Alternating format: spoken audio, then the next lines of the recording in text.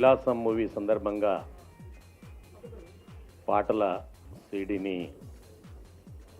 నాతో లాంచ్ చేయించినందుకు వారికి ధన్యవాదాలు తెలియజేస్తా ఉన్నాను. అంగట్లో పిల్లగాడు తప్పిపోతే ఎట్లా ఉంటాడో దిక్కులు చూసుకుంటా మమ్మల్ని పిలిస్తే సినిమాలో ఏం మాట్లాడాలనో ఏందో అర్థం కాని పరిస్థితి. ఈ సినిమా చక్కగాడి ఇంకా వారి ముందుకు మంచి భవిష్యత్తులోకి వెళ్ళాలి, ఇందులో యాక్ట్ చేసినటువంటి ప్రతి ఒక్కరని చెప్పి నేను కోరుకుంటా ఉన్నాను. అదేవిధంగా మిత్రులారా, ఏ సినిమా అయినా సినిమా తీయడం టోటల్గా అది ఎంటర్టైన్మెంట్ అనే సబ్జెక్ట్ మీద ఆధారపడి ఉంటుంది. ఒక వినోదం కోసం తీసినటువంటి సినిమా ఎంటర్టైన్మెంట్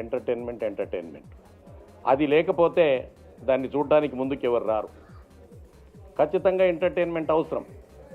అయితే నేను ఇక్కడ మీకు విజ్ఞప్తి చేసేది ఎంటర్టైన్మెంట్తో పాటుగా ఒక సందేశాన్ని కూడా సమాజానికి ఇవ్వగలిగి ఉండాలి సినిమా. సనా ఫిలిమ్స్ విలాసం చిత్రం చెన్నై నుంచి ఇక్కడికి వచ్చి ఎంతోమంది నిర్మాతలు సినిమా తీయాలని ఎంతో తెలుగు అయితే బాగుంటుంది, తెలుగు ఫీల్డ్ బాగుంటుంది అని చెప్పి ఒక ఉద్దేశంతో వాళ్ళు వచ్చిన దానికి మనం అందరం ఎంకరేజ్ చేయాలి. అదేవిధంగా ప్రేక్షకులు కూడా ఇలాగా దూర ప్రాంతం నుంచి చేసిన సినిమాల్లో తప్పకుండా చూసి వాళ్ళని ఆశీర్వదించాలని కోరుతున్నాను. నేను ఇటు సందర్భంగా అన్నకి మనవి చేసేది ఏంటంటే, స్వామిగౌడ్ గారికి మహారాష్ట్ర స్టేట్లో సబ్సిడీ 40 లక్షల రూపాయలు ఇచ్చి అక్కడ ప్రభుత్వం చిన్న సినిమాని ఎంకరేజ్ చేస్తుంది. అదేవిధంగా తెలంగాణ ప్రభుత్వం కూడా చిన్న సినిమాని నిర్మించే నిర్మాతలకు ముఖ్యంగా వారిని ప్రోత్సహించితే చలనచిత్ర పరిశ్రమ ఎంతో అభివృద్ధి చెందుతుంది. ఈ సినిమా డైరెక్టర్ రాజ్ గారు, all the best sir. Pavan నాకు మంచి ఫ్రెండ్ అండి. ఆల్మోస్ట్ 10 ఇయర్స్ నుంచి మా గురుగారు సూర్యకిరణ్ గారి ద్వారా పరిచయం నాకు. అప్పుడు ధనా 51 సినిమా అప్పటి నుంచి. సో పవన్ వస్తానని ఎక్స్పెక్ట్ చేశాను.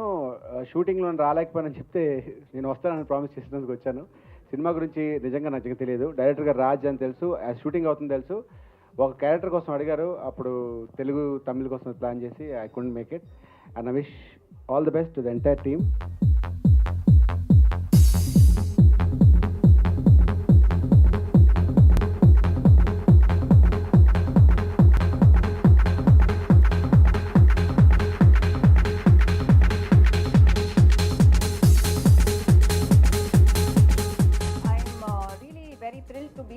Tonight it's a big achievement that Vilasam movie has completed and ready for release. And Chennai lo I have attended the press launch, and the Andhra release was a big surprise for me. So I'm extremely excited today. So thank you producer sir, director Raja Ganeshan sir, Pavan my hero, especially music director Raghav Ravi. The music is fantastic. Very few cinema will give you that soul touching music. I think this Vilasam has exactly that.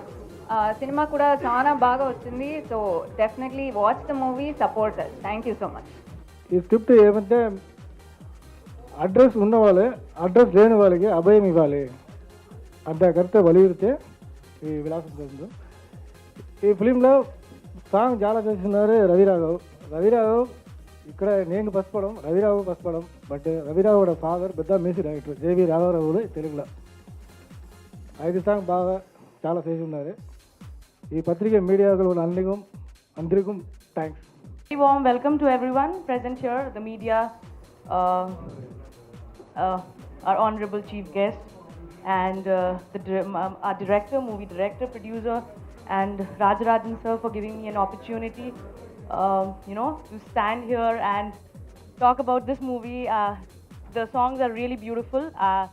It's very mesmerizing, and Vallavan sir, who's the singer for my next movie and music director, has done the songs really nice, and it was nice meeting the whole team. All the best to Vilasam. Hope it does good at the box office. Thank you. Ram Charan సినిమాలో నాగార్జున గారు, చిరంజీవి గారు, మహేష్ బాబు గారు అందరి సినిమాలు నేనే తమిళలో dubbing చేశాను. తెలుగులో వచ్చి ఒక సినిమా డైరెక్ట్ చేశానండి. పాత భారతరాజా గారి టైటిల్ని మళ్ళీ తిరిగి సీతాకు ఒక చిలుక అని, మన నవదీప్ చీలని నేనే పరిచయం చేశాను, ఇంట్రొడ్యూస్ చేశాను ఇక్కడ. దాని తర్వాత తెలుగుకి నేను వచ్చింది మన కుల్ఫీ సినిమా పరంగా. మన ఎస్ఎన్ రెడ్డి గారు ద బెస్ట్ ప్రొడ్యూసర్. ఆయనకి ఆ సినిమా చాలా పెద్ద హిట్ కావాలని నేను అదే కోరుకున్నాను. మీ స్వామి గౌడ్ గారికి నేను నా ధన్యవాదాలు చెప్పుకున్నానండి. ఎందుకంటే మామూలుగా తమిళనాడు, ఆంధ్ర, కేరళ, కర్ణాటక అది ఇదని మొత్తం కొంచెం పార్షియాలిటీ ఉంది ఈ సినిమాలో. మన ఏరియాలో మనమే ఉండాలి, వేరే వాళ్ళు రాకూడదు, అది ఇదని అన్ని మాట్లాడతారు. కానీ ఆయన పెద్ద మనసుతో 2000 ఎకరాల్లో అందరికీ మనం ఇక్కడ ప్లేస్ ఇస్తున్నామని చెప్పారు. ఈ అనాథ పిల్లల్ని మనం ఆదుకోవాలి. వాళ్ళని ఆదుకుంటే ఈ క్రిమినల్స్ ఇక్కడ ఈ సమాజంలో పెరిగిపోరు. ఇక్కడ క్రిమినాలిటీ ఉండదని ఈ సినిమాలో పాయింట్ చెప్పాడండి.